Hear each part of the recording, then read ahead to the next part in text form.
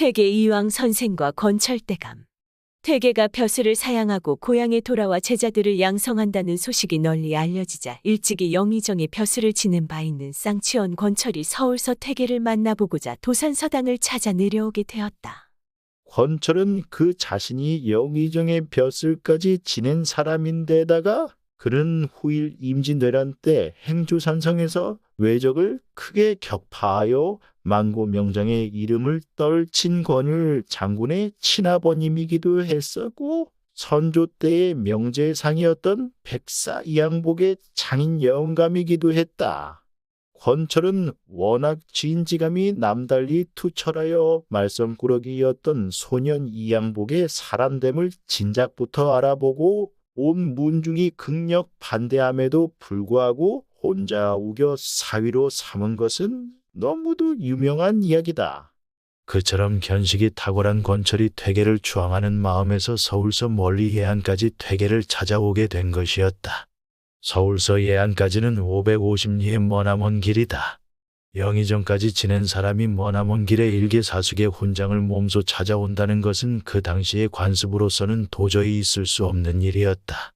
그러나 권철은 관계를 초월하여 대학자인 퇴계를 친히 방문하기로 했던 것이다.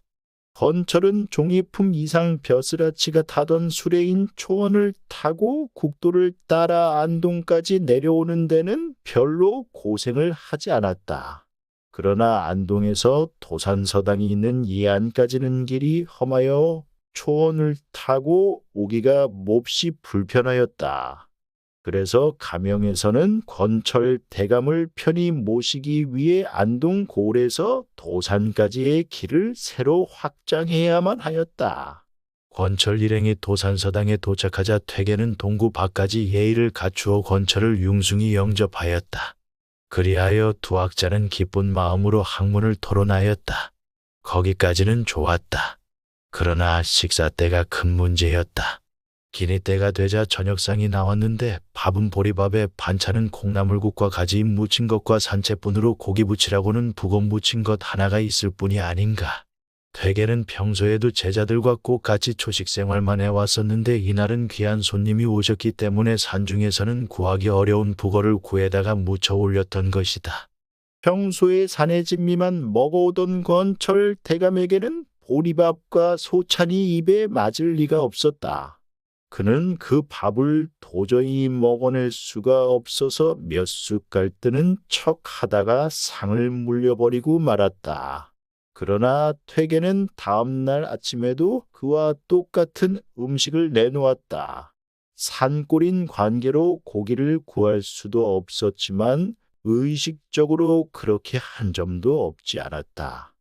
권철 대감은 이날 아침에도 그 밥을 먹어낼 수가 없어서 어제 저녁과 마찬가지로 몇 숟갈 떠먹고 나서 상을 물려버렸다. 주인이 퇴계가 아니라면 투정이라도 했겠지만 상대가 워낙 스승처럼 존경해 오는 사람이고 보니 음식이 아무리 마땅치 않아도 감히 그런 말이 나오지 않았던 것이다. 사태가 그렇게 되고 보니 권철 대감은 도산서당에 며칠 더 묵어가고 싶어도 음식이 입에 맞지 않아 더 묵고 있을 수가 없었다. 그리하여 다음 날은 예정을 앞당겨 부랴부랴 떠날 수밖에 없었는데 권철 대감은 작별에 앞서 퇴계에게 이런 말을 하였다. 이렇게 만나고 떠나게 되니 매우 반갑소이다. 우리가 만났던 기념으로 선생은 좋은 말을 한 말씀만 남겨주시지요. 촌부가 대감 전에 무슨 여쭐 말씀이 있겠나이까? 그러나 대감께서 모처럼 말씀하시니 제가 대감에게서 느낀 점을 한 말씀만 여쭙겠습니다. 퇴계는 그렇게 전제하고 옷깃을 바로 잡은 뒤에 다시 이렇게 말했다. 대감께서 원로의 누지를 찾아오셨는데 제가 융숭한 식사 대접을 못해드려서 매우 송구스럽습니다. 그러나 제가 대감에 올린 식사는 일반 백성들이 먹는 식사에 비기면 더 할 나위 없는 성찬이었습니다. 농부들이 먹는 음식은 깡보리밥에 된장찌개 하나가 고작입니다. 그럼에도 불구하고 대감께서는 그 음식이 입에 맞지 않아 제대로 잡수시지 못하는 것을 보고 저는 이 나라의 장래가 은근히 걱정되옵니다. 무릇 정치의 요체는 여민동락에 있사온데 관관민의 생활이 그처럼 동떨어져 있으면 어느 백성이 관의 정치에 심혈성복하겠나이까. 대감께서는 그 점에 각별히 유의하시기를 바랄 뿐이옵니다. 그 말은 폐부를 찌르는 듯한 충언이었다. 퇴계가 아니고서는 영의정에게 감히 누구도 말할 수 없는 직간이었다. 권철 대감은 그 말을 듣고 얼굴을 붉히며 머리를 수그렸다. 참으로 선생이 아니고서는 누구에게서도 들어볼 수 없는 충고이십니다. 나는 이번 행차에서 깨달은 바가 많아 집에 돌아가거든 선생 말씀을 잊지 않고 실천에 옮기도록 노력하겠습니다. 성인이 능지성인이라고나 할까. 권철 대감은 크게 깨달은 바 있어 퇴계의 충고를 거듭 고마워하였다.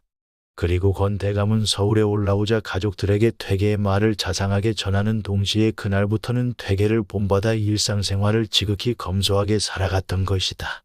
그런데 지금 이 나라의 정치권 중에는 퇴계 선생처럼 직언을 하는 사람도 권청승처럼 직언을 받아들일 줄 아는 사람도 보이지 않는다. 그래서 국민은 불안하다.